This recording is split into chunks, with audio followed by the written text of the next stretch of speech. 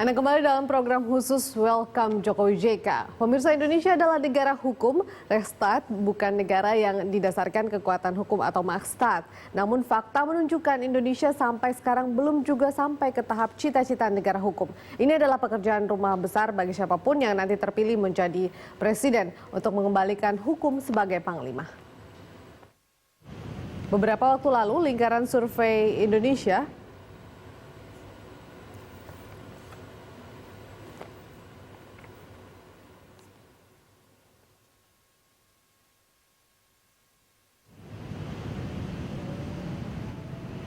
Beberapa waktu yang lalu, lingkaran survei Indonesia merilis survei yang menyebutkan bahwa ketidakpuasan publik atas penegakan hukum telah mencapai titik terendah. 56% masyarakat menyatakan kurang puas dengan penegakan hukum di Indonesia dan hanya 29,8% yang menyatakan puas terhadap penegakan hukum di Indonesia.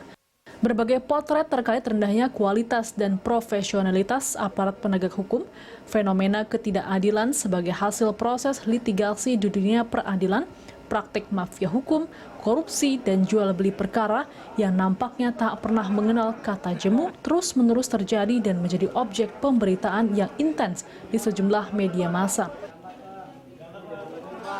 Potret buram penegakan hukum tersebut nampaknya telah menginjeksikan sikap a priori dan pesimisme dalam diri publik akan tegaknya hukum di negeri ini.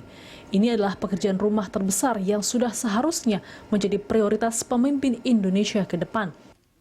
Seakan ingin menjawab keraguan publik, masing-masing kandidat capres-cawapres berkesempatan menjawab hal tersebut dalam debat yang diselenggarakan KPU.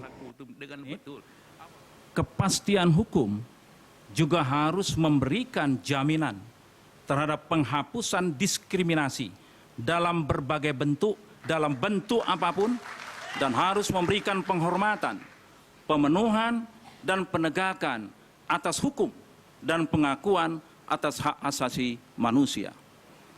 Pemerintahan Prabowo Hatta akan memastikan bahwa hukum akan memperlakukan setiap warga negara secara setara di depan hukum, dan hanya kepada hukumlah kebenaran dan keadilan ditegakkan. Negara kita adalah negara hukum. Itu bunyi pasal 1 Undang-Undang Dasar 45.